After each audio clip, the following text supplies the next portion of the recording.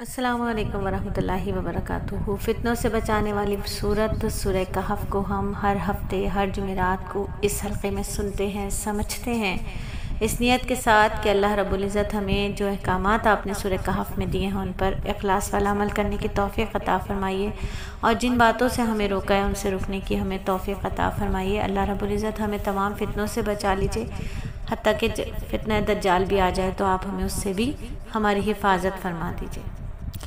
تو میری بہنوں، ہم سورہ کہف کے واقعات کو سمجھ رہے تھے، جس میں سے ایک واقعہ ہے ان دو باغ والوں کا جنہیں اللہ رب العزت نے بہت مال سے نوازا تھا، بہترین باغ سے نوازا تھا۔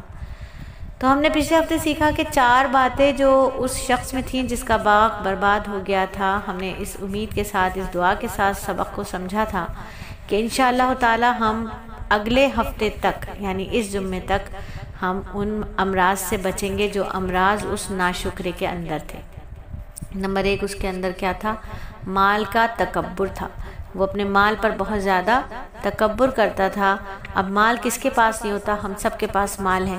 مال سے مراد صرف اور صرف روپیہ پیسہ ہی نہیں ہوتا، اولاد بھی مال ہے، جسم بھی مال ہے، وقت بھی مال ہے، بولنے کا انداز بھی مال ہے، علم بھی مال ہے۔ کبھی کبھی ہمیں خدا نخواستہ ان چیزوں پر تکبر نہ ہو جائے، تو سورہ کہف کا یہ واقعہ ہمیں سکھاتا ہے کہ ہمیں تکبر سے بچنا ہے، تکبر سے بچنا ہے۔ پھر دوسرا مرض کیا تھا؟ شرک تھا، یعنی ہر کام وہ یہ سمجھ رہا تھا کہ یہ جو باغ ہے یہ میری محنت سے ایسا سب کچھ ہوا ہے، یہ سب کچھ میں نے کیا ہے، میری محنت ہے، یہ سارا کام میری وجہ سے ہوا ہے۔ تو یہ شرک کا مرض تھا۔ اللہ سے ہوتا ہے، اللہ کے غیر سے کچھ بھی نہیں ہوتا۔ اللہ چاہتے ہیں ہم سے کروا لیتے ہیں، اللہ چاہتے ہیں برکتوں سے نواز دیتے ہیں، اللہ چاہتے ہیں تو سب کچھ ہوتا ہے۔ پھر اسے خوش فہمی یہ ہو گئی تھی کہ یہ کبھی بھی خراب نہیں ہوگا، یہ مال خراب نہیں، یعنی تیسرا مرض اس کے اندر کیا تھا؟ وہ خوش فہمی تھی۔ تو ہمیں خوش فہمیاں نہ ہو جائیں کہ اگر ہم نہیں ہوں گے تو یہ دنیا نہیں چلے گی، ہماری وجہ سے یہ سب کچھ چل رہا ہے۔ ایسا کچھ بھی نہیں ہے، ایسا کچھ بھی نہیں ہے۔ ہم سے پہلے پتہ نہیں کتنے آئے اور کتنے چلے گئے، دنیا تب بھی چل رہی تھی، دنیا آج بھی چل رہی ہے۔ وہ جو سمجھتے تھے کہ دنیا ان کے بغیر چل ہی نہیں سکتی، دنیا آج بھی چل رہی ہے اور ان کا نام و نشان بھی نہیں ہے۔ چوتھا مرض کیا تھا؟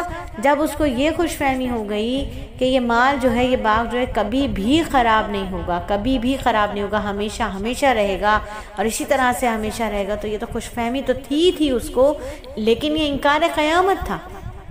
قیامت کیا ہے؟ قیامت تو کہہ رہی ہے کہ بس سب کچھ فانی ہے، سب کچھ ختم ہو جائے گا، سب کچھ ختم ہو جائے گا، تو انکار قیامت تھا۔ تو ہم نے دعا کی تھی کہ اللہ رب العزت ہمیں نہ صرف پچھلے ہفتے سے اس جمعے تک، بلکہ ہمیں اس جمعے سے جب ہم نے یہ آیات کو سمجھا، زندگی کی آخری سانس تک ان 4 امراض سے بچا لیجیے گا۔ نمبر 1 تکبر سے ہمیں بچا لیجیے گا میرے مولا، کیونکہ باغ والا تکبر کر رہا تھا، اور آپ نے اس صورت میں ہمیں سمجھا دیا کہ تکبر بہت بری چیز ہے۔ اس باغ والے کے قصے میں ہم نے سمجھا دیا کہ تکبر بہت بری چیز ہے، اور تکبر کیا کرتا ہے؟ برباد کر دیتا ہے۔ پھر دوسرا مرض اس کے اندر شرک تھا کہ ہم دعا کرتے ہیں کہ اللہ رب العزت ہمیں نفس کی حقیقت سمجھا دیجئے، ہمیں شرک سے بچا لیجئے کہ نفس کیا ہے؟ نفس تو خواہشات کا ایسا سمندر ہے جس کا کوئی کنارہ ہی نہیں ہے، نفس ہی ہے بدی اور نیکی کا سرچشمہ۔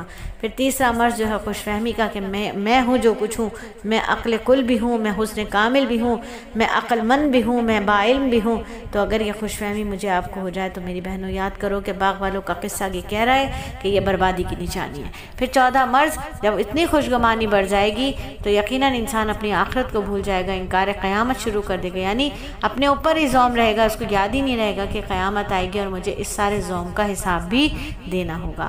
تو اب آج کے سبق میں ہم شروع کرتے ہیں اس دعا کے ساتھ کہ اللہ رب العزت ہمیں قرآن کا صحیح فہم عطا فرما دیجیے اور ہمیں قرآن کی آیات پر اخلاص والا عمل کرنے کی توفیق عطا فرما دیجیے۔ تو آج اس باغ والے کا 5واں مرض جو اس کے روحانی مرض ہے، یہ روحانی امراض ہے، یہ جسمانی امراض نہیں ہے، یہ روحانی امراض ہے۔ تو 5واں بھی ایک مرض اس کے اندر موجود تھا۔ آج ہم اس 5ویں مرض کو سمجھیں گے جو باغ والے کے اندر اس کے روحانی مرض تھا، اس کو سمجھیں گے تاکہ ہم بھی اس مرض سے بچ سکیں اور اپنا روحانی علاج کر سکیں، اور وہ ہوگا قرآن اور نماز کے ذریعے، کیونکہ روح آسمان سے آئی ہے، اس کی خوراک بھی آسمانی، اس کا علاج بھی آسمانی۔